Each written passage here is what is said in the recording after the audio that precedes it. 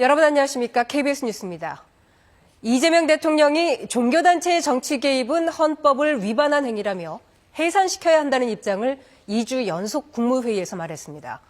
대통령실은 특정 종교를 언급한 것은 아니라고 했지만 통일교를 겨냥했다는 해석이 나오고 있습니다. 방준환 기자가 보도합니다. 지난주 국무회의에서 정교 분리 원칙을 어긴 종교재단에 대해 해산 가능 여부를 검토하라고 지시한 이재명 대통령. 관련 검토가 어떻게 진행되고 있는지 직접 점검했습니다.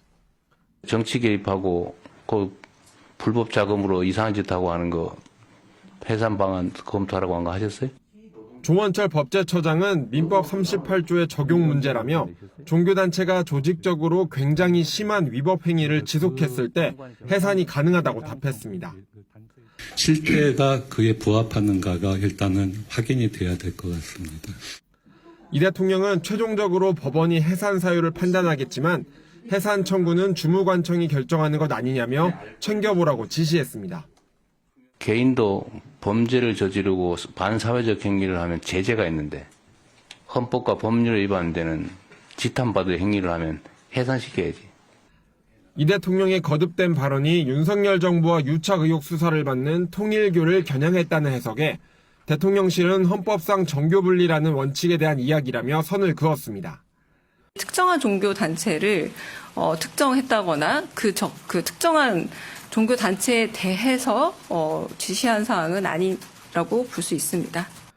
법제처는 다음 주 국무회의에서 정교 분리를 위반한 종교재단에 대한 해산이 법적으로 가능한지 검토한 내용을 정식 보고할 예정입니다. KBS 뉴스 방준원입니다.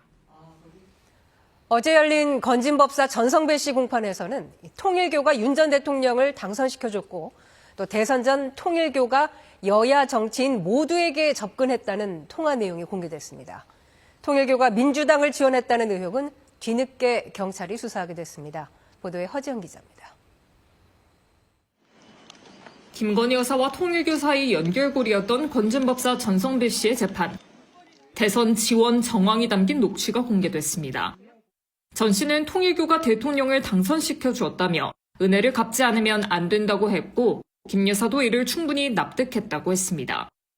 통일교 측이 여야 양쪽에 접근했다는 통화 내용도 나왔습니다. 윤석열 당시 대선 후보와 마이크 펜스 전 미국 부통령 만남을 앞둔 때 나경원 국민의힘 의원이 통일교 측에 일정을 가운데서 조율할 수 있으면 좋겠다고 말하는 녹음이 재생됐습니다. 통일교 행사를 위해 이재명 당시 대선 후보의 측근 정진상 전 실장에게 접근했다는 윤영호 전 통일교 본부장 녹취도 드러났습니다. KBS가 추가로 확인한 녹취록엔 윤 씨가 당시 문재인 정부 측에도 모두 접촉했다고 말합니다. 윤 씨는 앞서 특검에 이 내용과 함께 민주당 전현직 의원 2명에게 수천만 원 현금과 고가 시계를 주었다고 진술했습니다. 이를 수사하지 않았던 김건희 특검팀은 언론 보도가 이어지자 어제 경찰에 사건을 보냈습니다. 특검이 제때 수사도 이첩도 안 하면서 경찰은 공소시효 부담까지 안게 됐습니다. 김 여사에게 고가 가방을 건네고 그 영상을 공개했던 최재영 목사는 특검에 출석했습니다. 축소됐던 부분들이 없지 않아 있습니다. 특검팀은 윤석열 정부 당시 검찰이 이를 무혐의 처분한 경위를 수사 중입니다. KBS 뉴스 허지영입니다. 전재수 해양수산부 장관이 통일교 금품 수수 의혹은 사실이 아니라고 반박했습니다. 전 장관은 어제 SNS를 통해 저를 향해 제기된 금품 수수 의혹은 단 하나도 사실이 아니라고 밝혔습니다. 이어 의정 활동은 물론 개인적 영역 어디에서도 통일교를 포함한 어떤 금품도 받은 사실이 없다고 강조했습니다. 전 장관은 허위 보도와 악의적 왜곡에 대해서는 모든 법적 수단을 통해 끝까지 책임을 묻겠다고 덧붙였습니다. 경찰이 어제 고객 3,370만 명의 개인정보를 유출한 쿠팡을 압수수색했습니다. 서울경찰청 사이버수사과는 어제 오전 11시부터 10시간 넘게 쿠팡 본사를 압수수색했습니다. 쿠팡의 보유 자료가 많은 만큼 압수수색은 오늘도 이어질 전망입니다.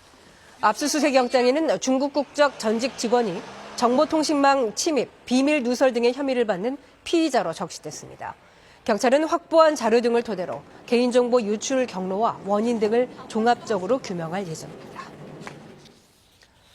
인도네시아의 수도 자카르타의 한 건물에서 불이 나 20여 명이 숨졌습니다. 건물에 입주해 있던 드론 업체에서 배터리를 충전하는 과정에서 불이 난 것으로 보입니다. 방콕 정유석 특파원이 보도합니다. 건물 1층이 거센 불길에 휩싸였습니다. 검은 연기와 불길은 위층으로 빠르게 번져갑니다.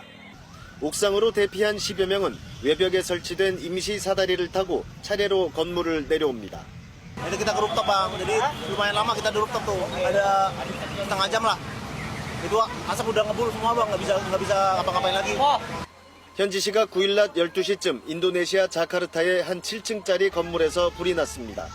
이 불로 임신부 1명 등 지금까지 20여 명이 숨졌습니다. 사망자 대부분은 화상이 아닌 연기에 의한 질식으로 숨진 거로 추정됩니다. 특히 해당 건물엔 별도의 대피 경로가 없어 피해가 커졌다고 현지 매체들은 지적했습니다.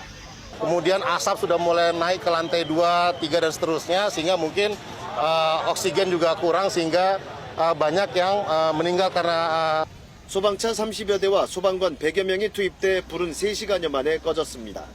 현지 경찰은 우선 건물 1층에 있던 드론 업체에서 불이 시작된 거로 보고 있습니다. 드론 배터리를 충전하는 과정에 폭발이 있었다는 목격자 증언도 나왔습니다. Kalau perusahaannya saya kurang paham. Tadi dapat info juga itu katanya lagi karena lagi ngecas terus sempat konslet kayak gitu sih. ngecas baterainya. 경찰은 사망자들의 신원을 확인하는 한편 정확한 화재 원인 조사에 나섰습니다. 특히 드론 업체의 과실에 의한 화재로 확인되면 관련자들을 형사처벌할 방침이라고 밝혔습니다. 방콕에서 KBS 뉴스 정윤섭입니다. 트럼프 미국 대통령이 연방대법원이 행정부의 관세 정책이 위법하다고 판결하면 미국의 안보와 경제가 큰 피해를 볼 것이라고 재차 주장했습니다. 트럼프 대통령은 현지 시간 9일 SNS 트루스 소셜에서 이렇게 밝혔습니다.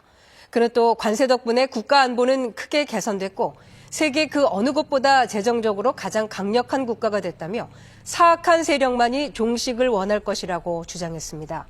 현재 대법원은 트럼프 대통령이 국가 비상경제권한법에 근거해 세계 각국에 부과한 각종 관세의 위법 여부를 심리하고 있으며 이르면 연내에 판결이 나올 수 있습니다.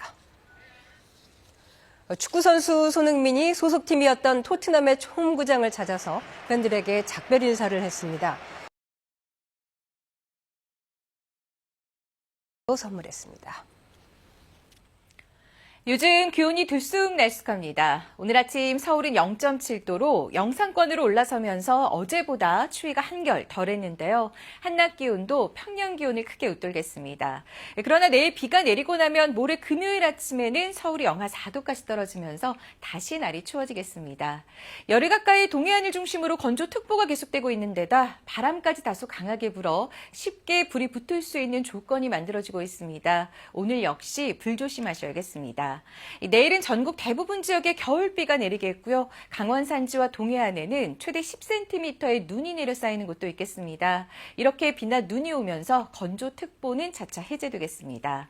오늘은 전국이 흐린 가운데 낮 기온 서울이 10도, 청주 11, 강릉과 전주, 광주, 부산은 13도까지 올라가 온화하겠습니다. 날씨 전해드렸습니다. KBS 뉴스 마칩니다. 고맙습니다.